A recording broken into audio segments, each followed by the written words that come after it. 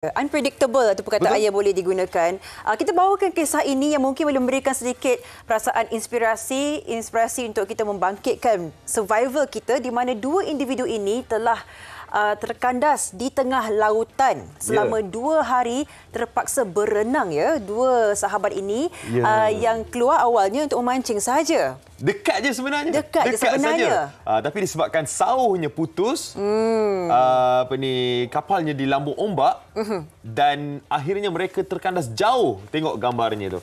Jadi cerita ni kalau kita tengok, pernah kita tengok di dalam filem-filem. Betul. Bagaimana mereka survive keadaan tersebut. Bayangkan dalam masa 2 hari mereka berdua cuba untuk survive dan berenang sampai ke pulau. Ya, anda bayangkannya dalam orang kata bila kita naik bot ni 7 teluk tu rasanya dalam setengah jam sahaja, tetapi disebabkan oleh faktor cuaca dan juga ketidakketentuan laut ini mereka alhamdulillah berjaya menyelamatkan diri mereka. Kita akan terus bersama dengan mereka lah. Bersama dengan salah seorang dari mereka, Cik Zulfahmi Izzuddin Gan Abdullah. Assalamualaikum, selamat pagi.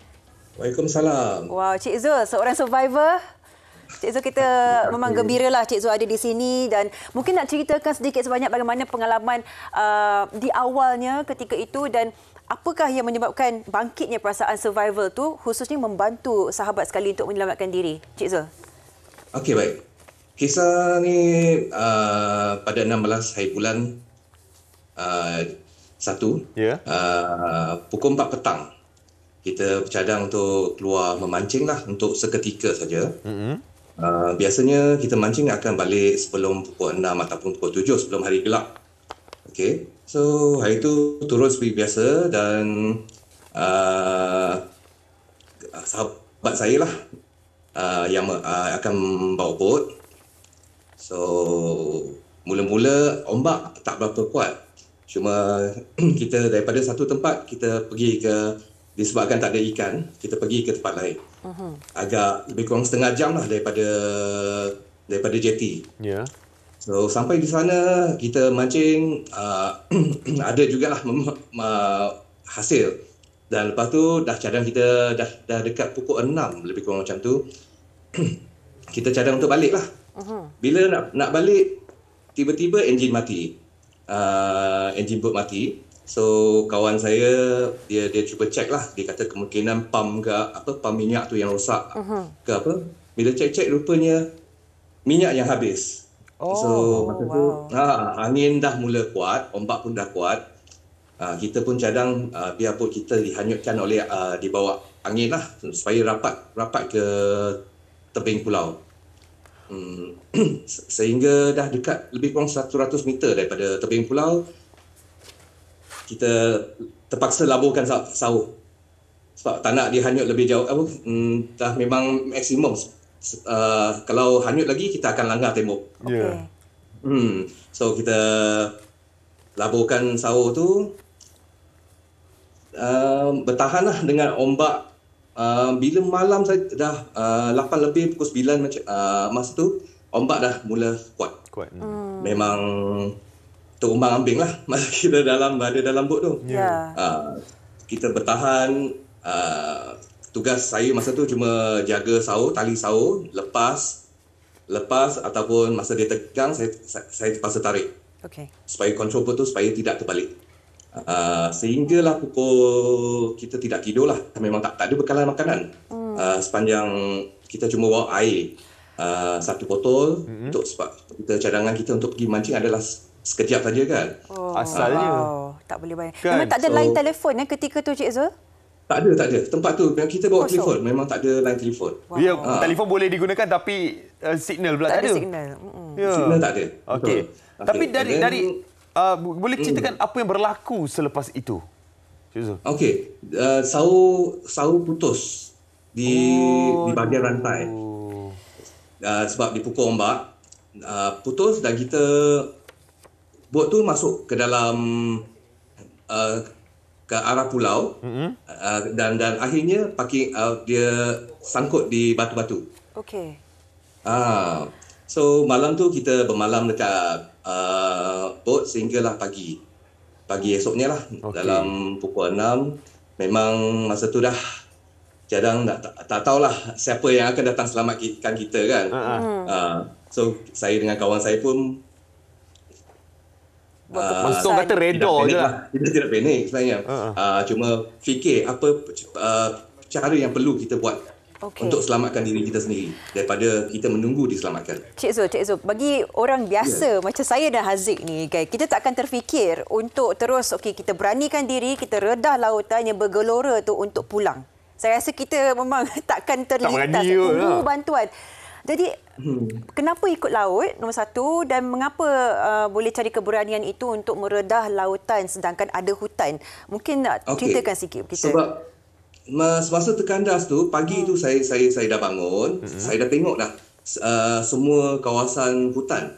Ya, kalau ada trek ataupun pernah ada orang datang, saya gagal temukan tempat trek dalam hutan.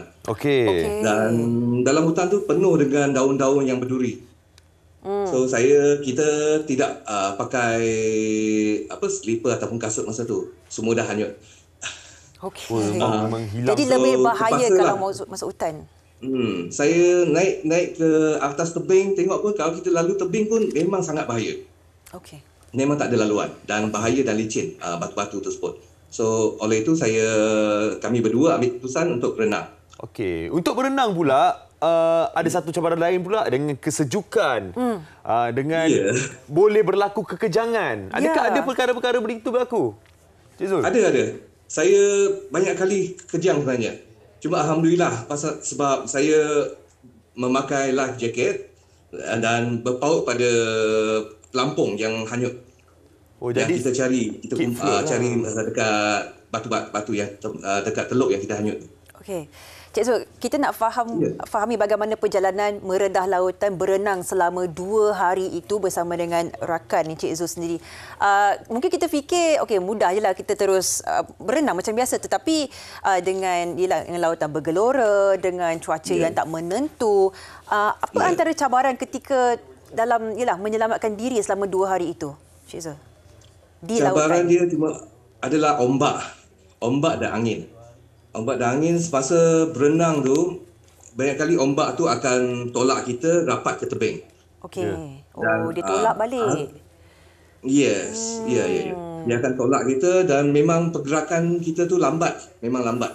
Walaupun jarak perjalanan bot mengambil masa setengah jam untuk sampai ke tempat tu, tapi dengan cara berenang, dengan beban yang kita bawa, pelampung tu, dengan angin lagi, dengan ombak tu, memang membuatkan pergerakan kita lambat. Ya, tapi kan dalam masa 2 hari itu nak mengekalkan positif dalam diri, minda dalam diri tu, Encik Zul, macam mana awak kekalkan positif dan bagi semangat lagi dekat kawan awak, Encik Zul? Apa yang saya ingat, cuma yang banyak membantu saya adalah Allah. Saya sering berdoa dan setiap kali semasa berenang pun saya penat saja, saya pun apa yang sebut di bibir saya adalah Allahu Akbar. Allahu Akbar. Untuk mendapatkan semangat saya semula. Selain itu juga isteri saya, anak-anak saya, memang saya masa itulah antara hidup dengan mati. So saya banyak memikirkan dan inilah punca-punca yang beri semangat kepada saya. Ya, tapi ada satu masa dikabarkan yang rakan awak, Encik Zul, dia ada rasa putus asa tu. Ya. Apa yang awak cakap dekat kawan awak, Chia Swee Kong? Ya. Apa awak cakap dekat dia bagi dia semangat balik? Ya, bila saya tanya dia, esok pagi kita mula berenang daripada awal pagi pukul 8. So supaya lebih awal sampai ke Teluk Juara. So dia mula-mula dipandang saya dan dia kata, saya lapar, saya penat, saya dahaga. Macam mana saya nak tunggu sini saja, dia cakap macam tu. Dia kata sini dah tak ada bot lalu dah. Pagi ni dekat 1 jam lebih kita tengok atas tebing, memang tiada bot. Ada bot pun jauh. So kita dah lambai life jacket, tiup whistle pun tak ada bot yang menghala ke kita. So akhirnya saya pun kata kita nekat lah, macam mana pun kita selamat. Kita nak balik juga. Nak jumpa ahli keluarga kita juga. Masa tu baru dia terfikirlah dan dia setuju untuk berenang bersama saya.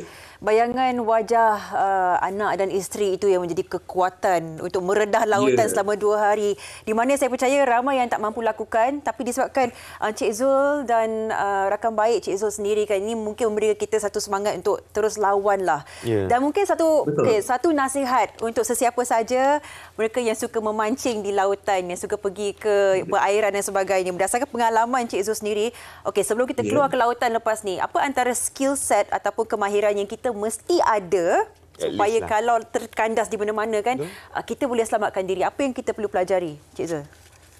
Apa yang kita yang paling penting kita perlu bertenang dan berfikir secara rasional. Okey, fikir benda-benda yang positif lah dan cari apa-apa yang peralatan yang perlu yang kita gunakan untuk survive. Terutama paling penting kita kena bawa at least pisau lipat lah. So kita boleh potong tali atau benda-benda yang kita jumpa untuk membantu kita. Yang paling utama ada jaket keselamatan. Setiap kali pergi mancing atau ke mana-mana yang menjalankan aktiviti sukan air, aktiviti air, kita kenalah pakai jaket keselamatan. Nasib baik dari awal ada jaket keselamatan tu kan? Ya, saya. Jadi Encik Zul, adakah selepas ini ada rasa serik untuk keluar memancing lagi, Encik Zul? Tidak. Tidak Tak serik Tidak. Tidak serik. Wow. Tapi kita lepas ni mungkin kita akan double check balik dari segi bot, minyak cukup dan akan bawa spare minyak sampingan lebih. Betul. So supaya perkara seperti ini tidak akan berlaku. Belajar dari kesilapan. Wow. Nampak tak Cik Zul langsung tak ada trauma ya? Malah dia dah melalui segalanya. Bayangkan 2 hari dekat lautan. Kan? Nak serik apa betul Cik Zul kan? Mestilah dia rasa macam saya ada benda lagi. Semangat kena ada. Wow, saya betul-betul respect Cik Zul. Kita doakan yang Cik Zul terus kuat. Takkan patah semangat lepas ni untuk masuk laut lagi dan terus memberikan inspirasi kepada semua. Alhamdulillah lah selamat sampai bersama dengan isteri dan juga anak-anak. Cik Zul nak tanya, dah pernah tengok cerita The Shallow tak? Cerita apa cik? The Shallow. Mancing juga pernah. Dia terkandas dekat pulau lah. Oh, sama lagi? Sama lah ni. Ini real life. Tapi hebat Cik Zul, hebat. Cik Zul. Okey, semoga kekal selamat dan teruskan hobi yang memberikan kekuatan ini. Terima kasih Cik Zul. Okey, sama-sama. Assalamualaikum. Salam. Okay, Itulah dia cerita memberikan satu inspirasi dan mungkin kita sendiri kalau kita berada di tempat Cik Zul, mungkin kita putus asa. Betul. Mungkin kita akan rasa putus asa tu. Tapi itulah pentingnya semangat setia kawan dan ada nasihat-nasihat dan semangat-semangat yang diberikan oleh kawan kita. Dan juga ketenangan ketika kita menghadapi situasi yang getir macam itu lah yang boleh menentukan kita ni hidup atau mati.